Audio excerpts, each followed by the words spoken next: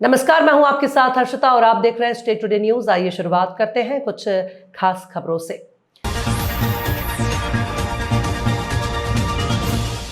Mandsaur police द्वारा मादक पदार्थ तस्करों की मध्य प्रदेश और राजस्थान के विभिन्न जिलों में स्थित 91.58 करोड़ की आबाद चल अचल संपत्तियां फ्रीज करवाई गई। मंदसौर पुलिस द्वारा वर्ष 2025 में मादक पदार्थ के 30 प्रकरणों में तस्कर और उसके परिवारजनों की चल अचल संपत्ति का वित्तीय अनुसंधान कर कुल 134 करोड़ 76,71,737 रुपए की चल अचल संपत्ति की फ्रीजिंग आदेश जारी।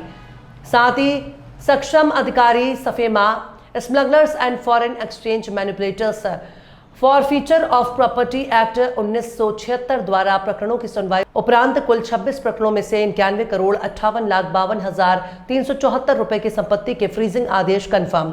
30 प्रकरणों में से 18 प्रकरणों के तस्कर वर्तमान में 10 वर्ष या उससे अधिक के कारावास से दंडित है। एनडीपीएस एक्ट के प्रकरणों में लंबे समय से फरार चल रहे 6 तस्करों के विरुद्ध भी मंदसौर पुलिस द्वारा 209 बीएनएस के तहत अपराध पंजीबद्ध किया गया। माननीय मुख्यमंत्री जी के और माननीय डीजीपी सर के निर्देशन में मंदसौर पुलिस लगातार जो है मादक पदार्थ तस्करों के खिलाफ एक अभियान छेड़ रखी। इसी के तहत जो है हमने जो मंदसौर जिले में जितने तस्कर थे उनके जो संपत्ति को आइडेंटिफाई किया। टोटल 134 करोड़ की संपत्ति है, उनको फ्रीजिंग ऑर्डर जारी किए गए थे। टोटल 30 प्रकरण थे। इसमें टोटल जो है अभी तक 91 करोड़ की संपत्ति ऑलरेडी सक्षम अधिकारी सफेमा मुंबई के द्वारा फ्रीज कर लिया गया है। इसमें सबसे बड़ी बात यह है कि ये संपत्तियां केवल मंदसौर जिले ही नहीं, अन्य जिलों में ही, मतलब कि नीमच, रतलाम और धार और साथ में राजस्थान के जो प्रतापगढ़ और डग, इन जिलों की जो झालावाड़, इन जिलों की जो संपत्तियां उन सबको शामिल किया गया। इसमें 91 करोड़ की संपत्ति ऑलरेडी फ्रीज हो गई है। इसमें एक अन्य चीज़ उल्लेखनीय है कि 30 प्रकरण में 18 लोग ऐसे हैं ऑलरेडी जो कि 10 साल या उससे ऊपर की सज़ा के कन्विक्टेड है। अब इनमें अपन फाइनल जो कुर्की है उसके भी आदेश करवाने के इसमें प्रयास करेंगे। दूसरी बड़ी कार्रवाई मंदसौर पुलिस के द्वारा की गई है कि जो मादक पदार्थ के केस में जो आरोपी फरार थे उनको जो माननीय न्यायालय से वारंट जारी करवाने के उपरांत जो उनको खिलाफ उद्घोषणा जारी करवाई गई और उसके बाद फिर फाइनली नए कानून में 209 के तहत 6 लोगों के खिलाफ ऐसे अपराध पंजीबद्ध किए गए हैं माननीय न्यायालय के जो उद्घोषणा उसके उल्लंघन के केस में, और अब ताकि ये उनके ऊपर ज़्यादा से ज़्यादा दबाव प्रस्तुत किया जा सके। सर, इसमें और भी कुछ मतलब सिर्फ एनडीपीएस की धाराओं को या इससे ऐसे अपराधों को शामिल किया गया है या इसके अलावा अन्य भी कुछ ऐसे अपराधी हैं जिनकी संपत्ति जो है सफेमा के तहत? अभी जो सफेमा जो कार्रवाई होती है वो जो एनडीपीएस के जो आरोपी हैं उनके विरुद्ध जो मादक पदार्थ से अर्जित की तस्करी से अर्जित आय है उस पर की जाती है। तो ऐसे अपन ने 30 प्रकरण तैयार किए थे जिसमें 18 कन्विक्टेड ऑलरेडी थे।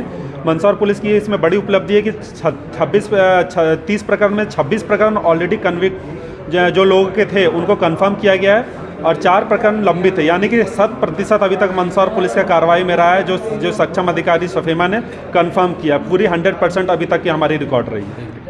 अंतर्राष्ट्रीय योग दिवस के उपलक्ष्य में सीनियर सिटीजन ग्रुप के तत्वाधान में आज विवेकानंद पार्क में योग और आसन का कार्यक्रम आयोजित किया गया। कार्यक्रम में क्षेत्रीय पार्षद बीनू मोनू सक्सेना और पूर्व पार्षद प्रदीप मोनू सक्सेना सहित बड़ी संख्या में ग्रुप के सदस्य और स्थानीय निवासी उपस्थित थे।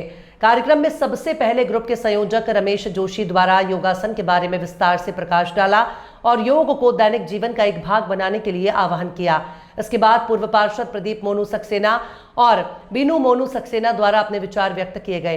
कार्यक्रम में योग गुरु श्री जितेंद्र सिंह राठौड़ द्वारा विभिन्न प्रकार के योगासन कराए गए। कार्यक्रम की फोटोग्राफी और वीडियोग्राफी ग्रुप के शरद श्रीवास्तव द्वारा की गई।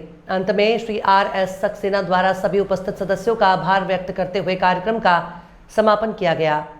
दिवस पर हम सब लोगों ने यहाँ पर इकट्ठे होकर योगा किया। योग तन है, मन है, धन है। अगर आप योग कर रहे हैं पूर्णतः स्वस्थ रहेंगे, आपको डॉक्टर के पास जाने की कभी आवश्यकता नहीं पड़ेगी। और महिला जो समूह हमारा बनाया है, बड़ी मेहनत से हम सब लोग जुड़े यहाँ पर और आज सारे लोग एकत्रित हुए, इसके लिए सभी लोग बहुत बहुत धन्यवाद। कटनी जिले में हाल ही में नेशनल हाईवे में हो रहे अपराधों में अंकुश लगाने और वारदातों को बेनकाब करने के लिए गत रात्रि कटनी पुलिस ने बड़ी कार्रवाई की है। पुलिस कप्तान द्वारा गठित 15 टीमों ने पारदियों की डेयरी में दबिश दी। पारदी क्षेत्र की कटनी पुलिस के 215 पुलिस जवानों द्वारा चारों ओर से घेराबंदी की। क्षेत्र में हर गतिविधि पर ड्रोन की 4 टीमें द्वारा सतत निगरानी की रखी गई। थाना प्रभारी सहित गठित टीमों ने पारदी क्षेत्र ग्राम हरदुआ, खिरहनी, बहिरघटा, चपना, दरोडी, धौरा, छिदिया, टोला, हीरापुर में एक साथ दबिश दी, जिससे क्षेत्र पुलिस छावनी में तब्दील हो गया। कार्रवाई के दौरान एक आरोपी और 12 संदेहियों को पुलिस ने हिरासत में लिया। गिरफ्तार आरोपियों से अपराधों में प्रयुक्त होने वाली 20 नग धारदार चाकू, छुरा, लूट और ठगी में प्रयोग किया गया जाने वाला 190 फर्जी गोल्ड बिस्किट, गांजे की तस्करी में उपयोग होने वाला 15 किलो अवैध गांजा और 26 लग्जरी रेसर मोटरसाइकिल बरामद की है। आरोपियों से सघन पूछताछ की जा रही है। कुछ दिनों से हाईवे के एरियाज़ में लूट की घटनाएं कारित की गई थी, जिसमें मुकदमे पंजीबद्ध किए गए थे। इसमें लगातार ही कुछ अज्ञात लड़के चाकू की नोक पर लोगों को रख करके उनसे पैसे छीन रहे थे और इस प्रकार से कुछ लूट की वारदात अंजाम हुई थी। इस पर से लगातार हमारी टीमें इसमें काम कर रही थी। अलग अलग लेवल पे अलग अलग टेक्निकल एनालिसिस किए जा रहे थे, जिसके माध्यम से हमें कुछ जानकारियाँ प्राप्त हुई, जिससे ये पता चला कि कुछ एक आध गाँव हैं कटनी जिलों में जहाँ से लड़के रात के टाइम पे निकल करके ऐसी घटनाओं को अंजाम दे रहे हैं।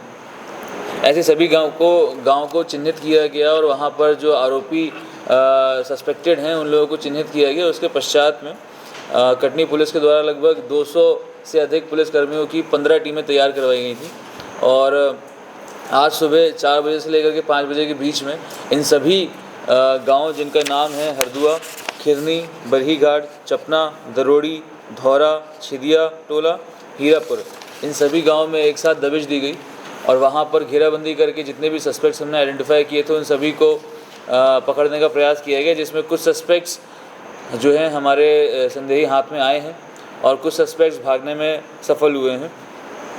इन सस्पेक्ट्स के साथ गौरगंज थाना क्षेत्र 34 मील से आलमपुर तक एक हफ्ते में 2 बार अज्ञात चोरों द्वारा बिजली के तार काटे जाने की घटना सामने आई है।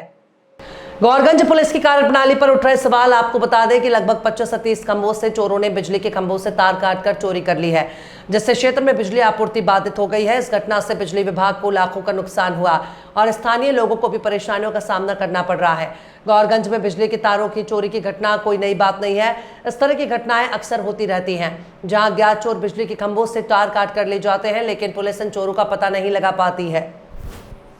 उत्तर प्रदेश जनपद बलिया में tropical agro system private limited Chennai ने बलिया जनपद में 1 दिवसीय प्रशिक्षण कार्यक्रम का आयोजन किया। इस कार्यक्रम का उद्देश्य किसानों और खुदरा व्यापारियों को फसल उत्पादन और व्यापार में सुधार करने के लिए प्रशिक्षित करना था। कार्यक्रम का शुभारंभ कंपनी के जीएम सुधांशु पांडे ने दीप प्रज्वलित कर किया। इस अवसर पर area sales manager Rajnish Kumar Singh ने बताया कि कार्यक्रम का उद्देश्य किसानों को अच्छे फसल उत्पादन की तकनीक और व्यापारियों को अपने व्यवसाय को बढ़ाने के लिए प्रशिक्षित करना है। अपना एक परिचय बता दीजिए। मेरा नाम सुधांशु पांडे, मैं ट्रॉपिकल एग्रो सिस्टम में जो बायो फर्टिलाइज़र और बायो पेस्टिसाइड्स का निर्माण करती है उसमें जनरल मैनेजर हूँ उत्तर प्रदेश में। सर, आज बलिया में किस तरह का आप लोगों का प्रशिक्षण रहा और आज प्रशिक्षण के माध्यम से आप जितने रिटेलर हैं उन तक क्या संदेश देंगे, क्या आप उन लोगों को एक प्रशिक्षण में ज्ञान मिला?